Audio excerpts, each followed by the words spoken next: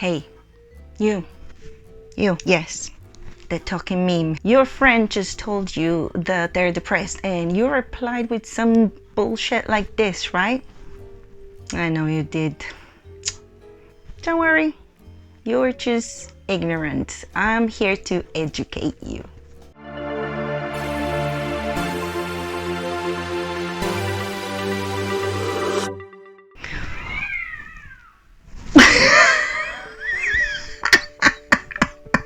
Awesome. Hola, hola YouTube.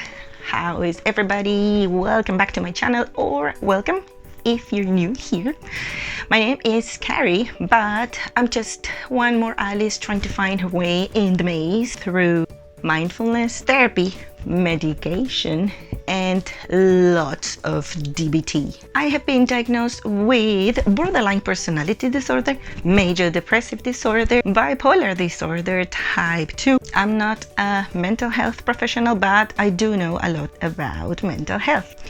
So I'm here to share my experiences with mental illness, with my struggles, and to help end the stigma that surrounds mental health. If you're interested in any of this, hit the subscription button below. Today's video is going to be about toxic positivity. I'm sure you've heard the term, it's been around for some time, but I wanted to make this video because I still see examples every day on Instagram, on TikTok.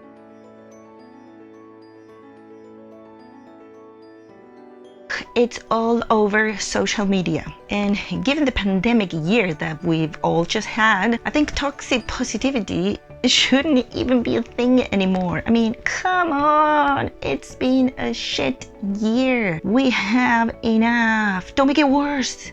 So, what is toxic positivity? Toxic positivity can be defined as the assumption that we should always have a positive outlook, even if we are in emotional or physical pain. It is the unrealistic idea that acting more positive and happy will make us feel better. But in reality, it's a way of shutting down our very real and human feelings and can often make us feel worse. Some examples of toxic positivity are being told to smile even when you don't want to. I grew up with this one, so I know a lot about it. Smile. You have a lovely smile. You should always be smiling. Mami, ¿por qué tan triste? Sonreí. You look angry when you're not smiling. Being told to think positive or be optimistic. Don't be so negative. Another one. You have nothing to be depressed about. You're young and healthy. What do you got to be depressed about? You don't know what people are going through, so other people in the world have it worse than you. Hashtags on social media like hashtag good vibes only, hashtag positive vibes only. So toxic positivity is often how we respond to other people.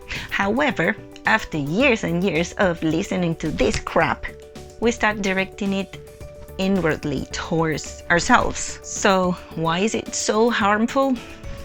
Let me tell you. Harmful consequences of toxic positivity. It invalidates emotion and dismisses people's difficult feelings.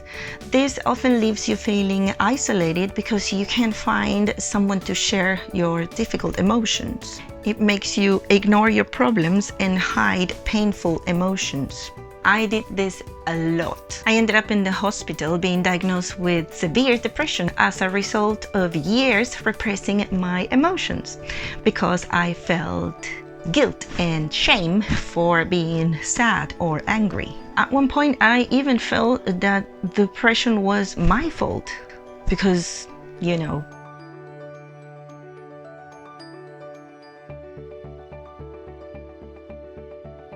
and for me, the most harmful consequence of toxic positivity is not seeking professional help for things like depression, anxiety, or any problems you might be having with your mental health. I have talked about this before, but it took me 2 decades to seek help for my mental health because of things like shame. Again, it's your fault, right? You're not thinking positive. And also, I didn't want to be a burden for my family or friends. Now, after years of struggling with my mental health, I am aware of this. You probably are aware of this, or I hope you're gonna be after you finish watching this video. But it took me a while to learn all this, and I didn't even grow up with the internet. Nowadays, there are millions of kids growing up with their faces stuck to Instagram, and they're constantly bombarded with these bullshit phrases. So I believe toxic positivity is even more dangerous than we think. Okay, usually these things that we hear come from people who care about us, and they do have the best intentions, and maybe they don't know what to say to us when we say, I'm struggling with my mental health. There are a few exceptions to the rule. For instance, certain companies, MLMs, that use toxic positivity to prey and manipulate vulnerable people. But more often than not, it comes from a good place. I know. The problem is that toxic positivity makes us want to block our emotions, and all emotions have a purpose. This is one of the most important things that I learned from DBT. All feelings are okay. For example, emotions can drive us to take actions we need for our survival. If we see an injustice, our anger drives us to fight against it. If we encounter a dangerous situation, our fear makes us want to run and hide. And sadness, for example, has two functions: to let us know that we need to grieve, and to seek out those who love and support us. I think that not considering the full range of emotions that we can experience as human beings is a big problem. And also, what's up with these seeing emotions as good or bad? This is something that kind of reminds me of this little gem. As you can see, the lifeline is divided into two polar extremes: fear and love. Fear is in the negative energy spectrum, and love is in the positive energy spectrum. Duh. Excuse me? No, duh is a product of fear. Now, on each card is a character dilemma which applies to the lifeline. Please read each character dilemma aloud and place an X on the lifeline in the appropriate place. Mr. Darko.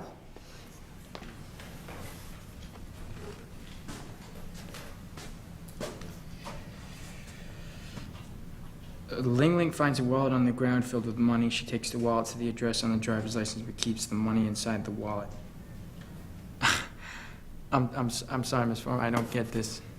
Just place an X on the lifeline in the appropriate place. No, I mean, I know what to do. I don't get this. You can't just lump things into two categories. Things aren't that simple. The lifeline is divided that way. Well, life isn't that simple. I mean, who cares if Ling Ling returns the wallet and keeps the money? Has nothing to do with either fear or love. Fear and love are the deepest of human emotions. Okay, but you're not listening to me. There are other things that need to be taken into account here, like the whole spectrum of human emotion. You can't just lump everything into these two categories and then just deny everything else. If you don't complete the assignment, you'll get a 0 for the day.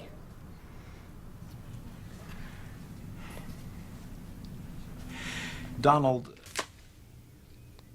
let's go over this again. What exactly did you say to Ms. Farmer? I'll tell you what he said. He asked me to forcibly insert the lifeline exercise card into my anus.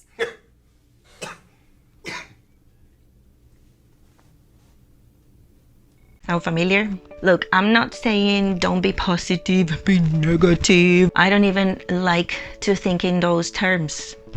Feelings are not good or bad. I'm also not dismissing the power of trying to change your thoughts. But that's the thing.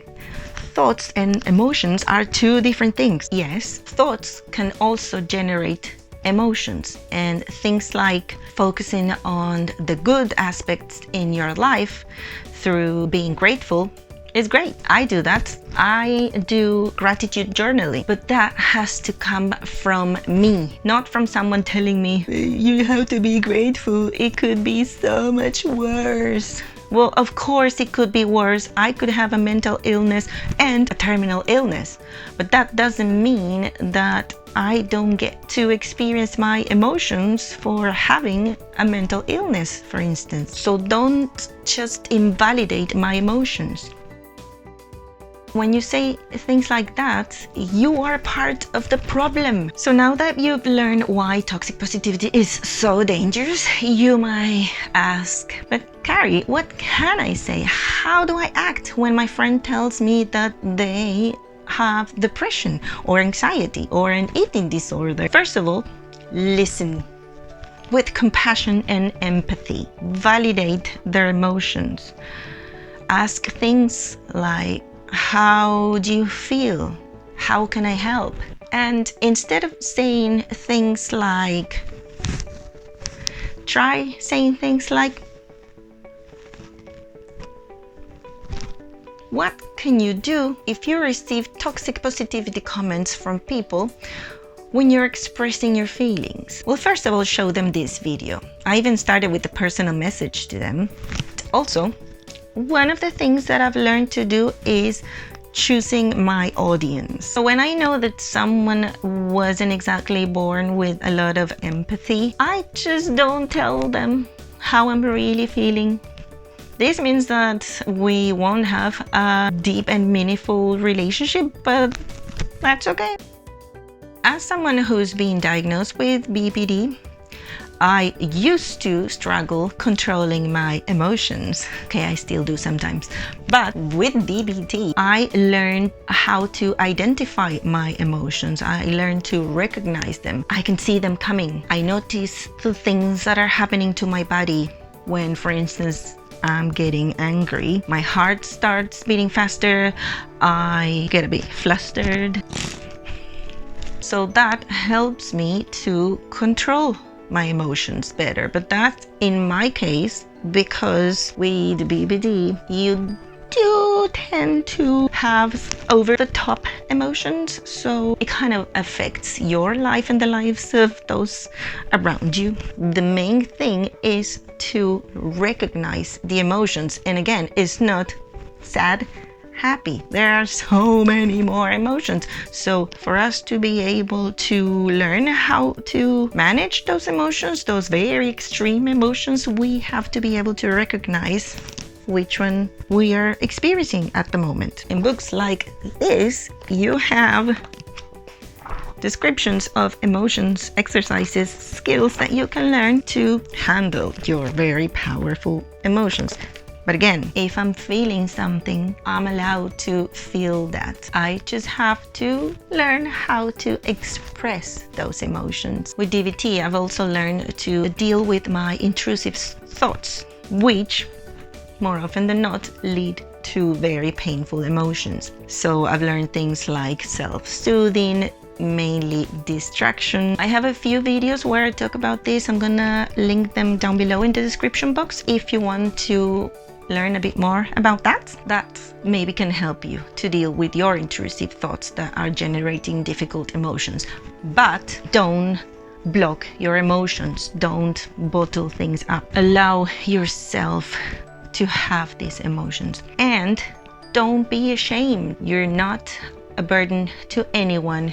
You're not guilty of anything. If you're feeling alone with your emotions, you have no one to talk to, unfortunately, well, first you can subscribe to this channel, and you can also follow me on Instagram. I am always talking about this, but I hope this video helped you understand that there is nothing wrong with you for having these bad feelings. If it did, please give it a thumbs up and share it with someone if you think they might benefit from hearing this.